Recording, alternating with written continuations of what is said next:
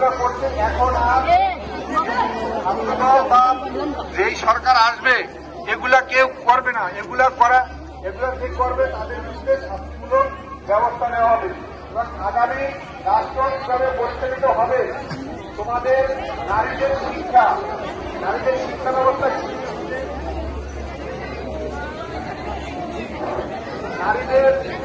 ব্যবস্থা কিভাবে হবে এবং বেকারত্ব সমস্যা কিভাবে দূর করা যায়, এসব বিষয় নিয়ে আমাদের চেয়ারম্যান জনাব তারেক রহমান 31 দফা দিয়েছে।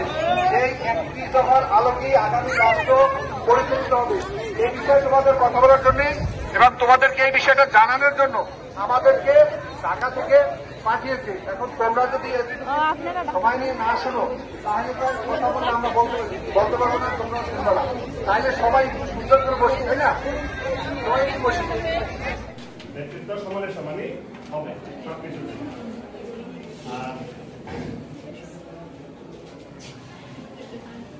শিক্ষার একটা বিষয় আছে 25 নম্বর, এটা হচ্ছে এখন বর্তমান বা বিগত যে সরকার তারা 2%-এরও কম জিডিপির 2%-এরও কম শিক্ষা ব্যবস্থায় তারা রাখতো, বাজেট রাখতো।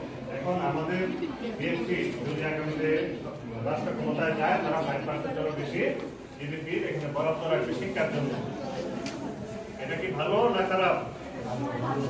একটা আমাদের দলে উৎসাহিত হয়ে তাহলে তো মন মরা হয়ে যাচ্ছে। তথ্য যোগাযোগ প্রযুক্তি একদম 30 নম্বর, হ্যাঁ, এটা খুব ইম্পর্টেন্ট। সারা বিশ্ব এখন হচ্ছে আইটি সেক্টরে অনেক উন্নত হয়ে যাচ্ছে। আমরা বাংলাদেশ কিন্তু যথেষ্ট পিছিয়ে আছি। এই সেক্টরটাকে আমরা ডেভেলপ করতে চাই। আমরা ওটা উন্নত আপগ্রেডেড সিস্টেম ডেভেলপ করে আমরা একটা উন্নত রাষ্ট্রে পরিণত হবো ইনশাআল্লাহ।